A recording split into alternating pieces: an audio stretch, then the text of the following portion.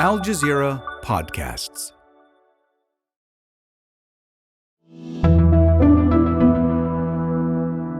Today, it's about to be the hottest summer in the Northern Hemisphere on record.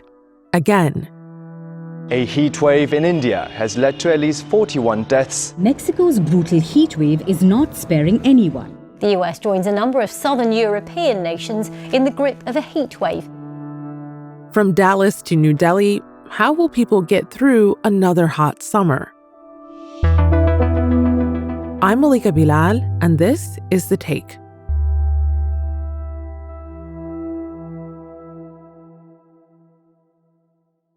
The science is clear and has been communicated for the past 30 years, and still we're not moving in the right direction. I don't get depressed. I get angry. This is world-renowned Swedish scientist Johan Rockström in the Netflix documentary Breaking Boundaries, The Science of Our Planet. He's an author and professor in Earth System Science at the University of Potsdam.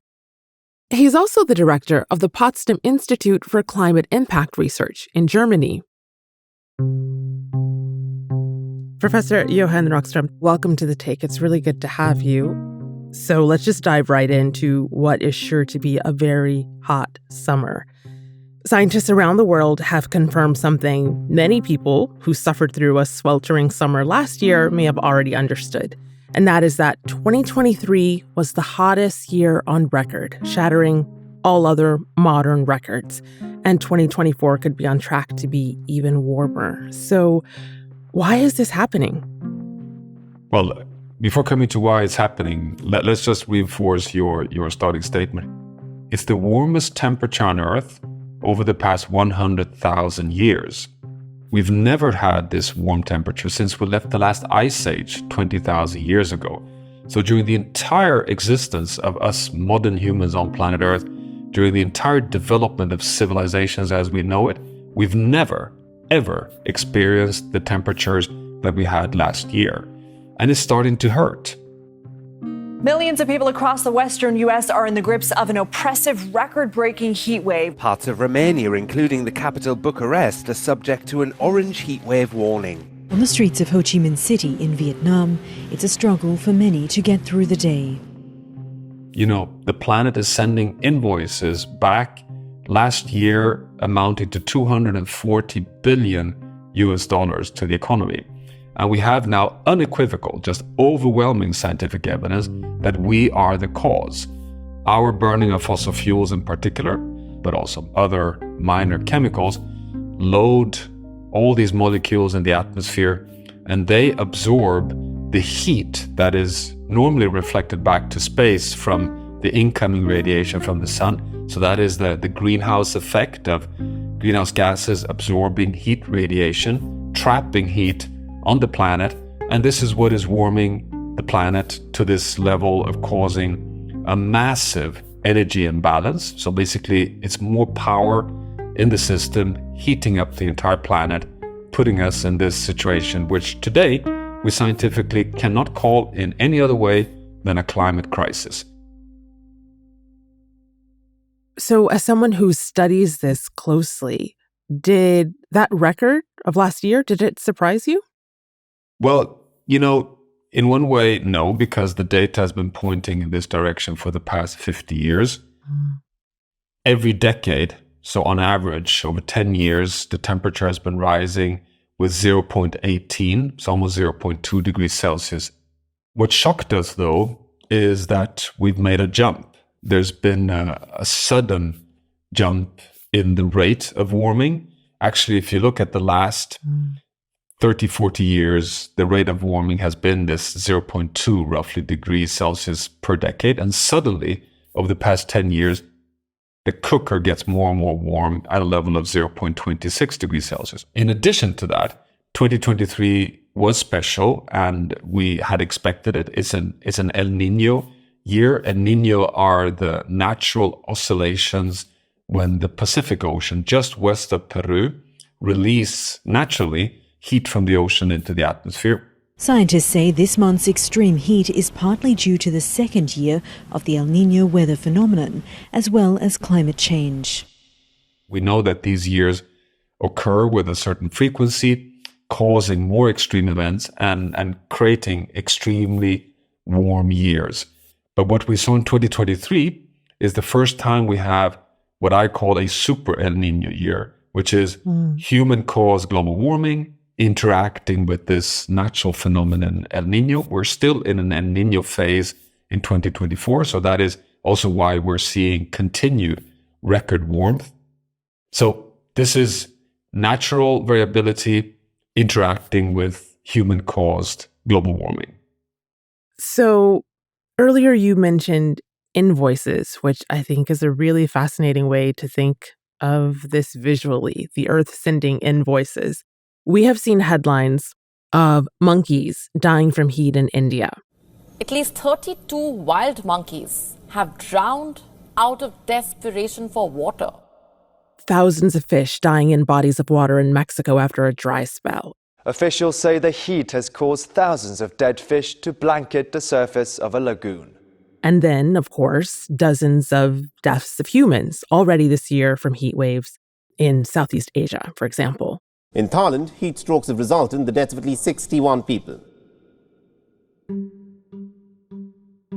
So, Johan, talk to me about the very real health, environmental, and financial consequences of this warming climate, those invoices that Earth is sending. Yeah, well, to start, this is one of the scariest consequences. We're seeing extreme heat events across the entire planet. New Delhi, 49 degrees Celsius. Pakistan, parts of Sudan.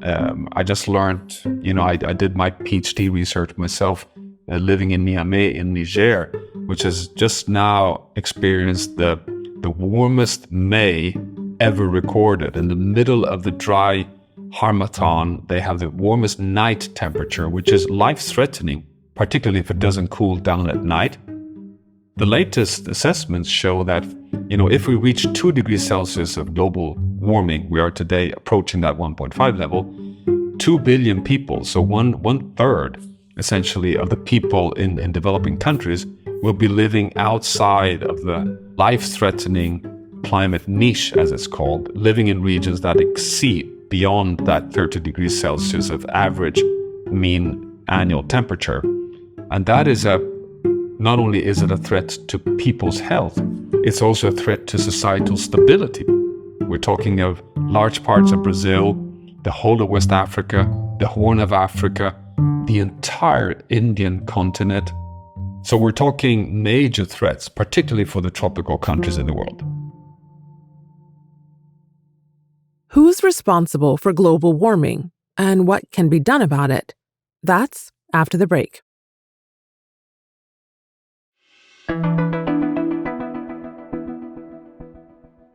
People here in Austin joke about, they don't call it spring, they call it preheating season. Looking forward to the summer to come. That's Jeff Goodell. He's a nonfiction author based in Texas. 2023 last summer was an extraordinarily hot summer in the Southwest. In Austin, where I live, we had 40 days above 105 degrees Fahrenheit with a high level of humidity. It was really miserable. That's 40 degrees Celsius.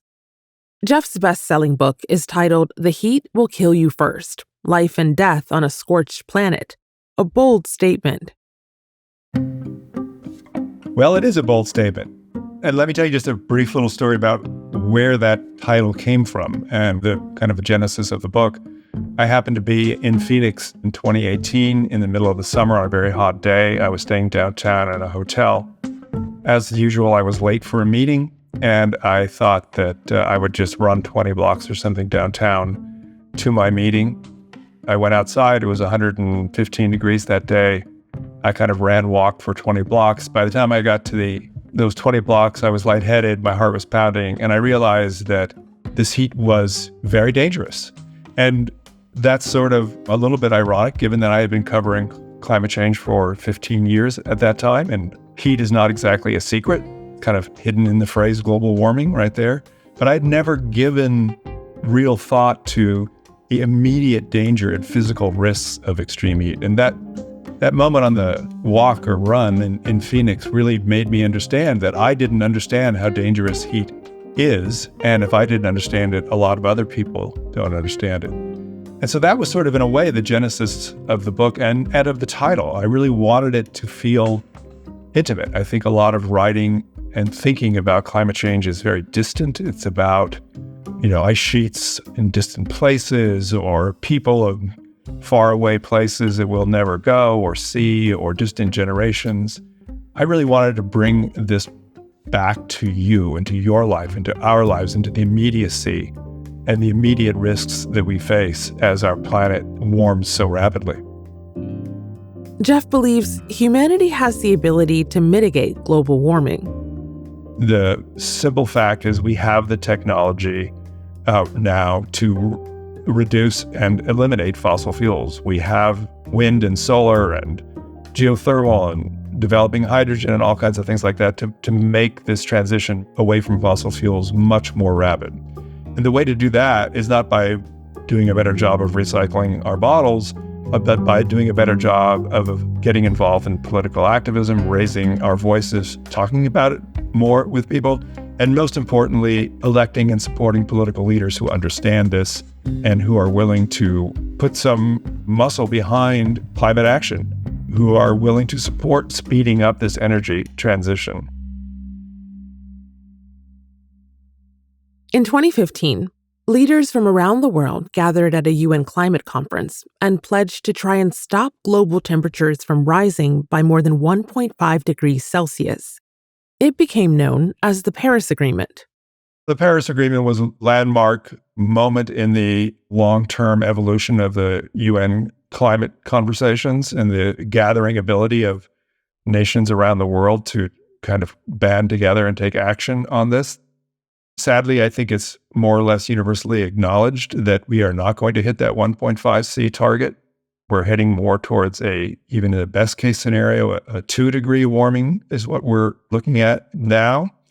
And it's important to underscore that these targets that the UN sets and that I'm talking about here are not global tipping points. That's not, if we don't hit 1.5 C or 2 C, these targets that the UN has set, that, the game is over and we're doomed. That is not the case at all.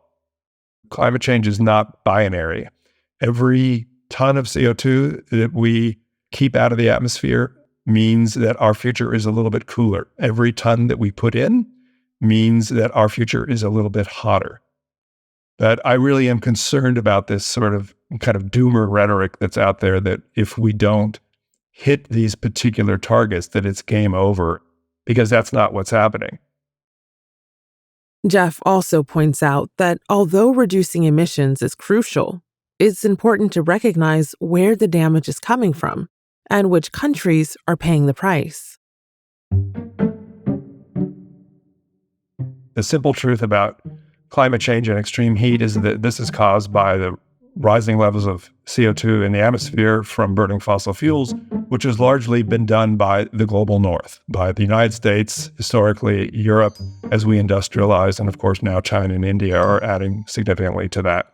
So the damages and the wealth that has been created have been in these countries, and a lot of the suffering and consequences of this is being felt by countries who did not participate in this at all. The global south, Bangladesh, sub-Saharan Africa, large parts of Indonesia, Southern Asia, they did not participate in this profiteering off of the burning of fossil fuels that the rest of us did, but they're suffering the most dramatic consequences. And so this question of what climate justice looks like, that's at the heart of a lot of the climate negotiations right now, including the UN climate meetings that are coming up later this year, in the context of what they call loss and damages. And it's really a simple equation of okay, what do the rich industrialized world owe to the poorer, less industrialized world that is suffering the consequences of our burning fossil fuels?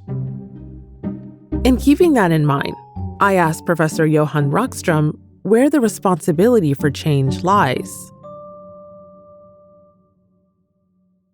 In thinking about solutions, how much of this is stuff that we can do as individuals And how much has to happen from our governments?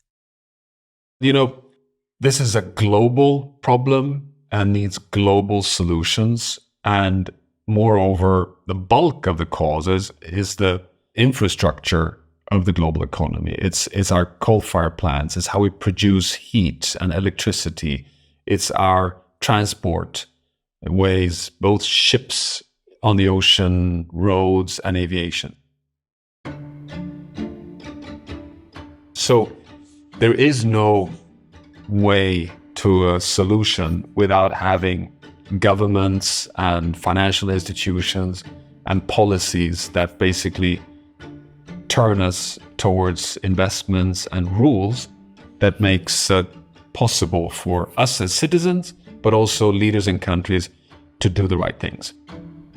That said, of course, we as individuals play a fundamental role on all accounts. The choices we make in how we go to work, how we take our kids to school, what we consume, what we eat. Can you imagine? The food system is the single largest emitter of greenhouse gases.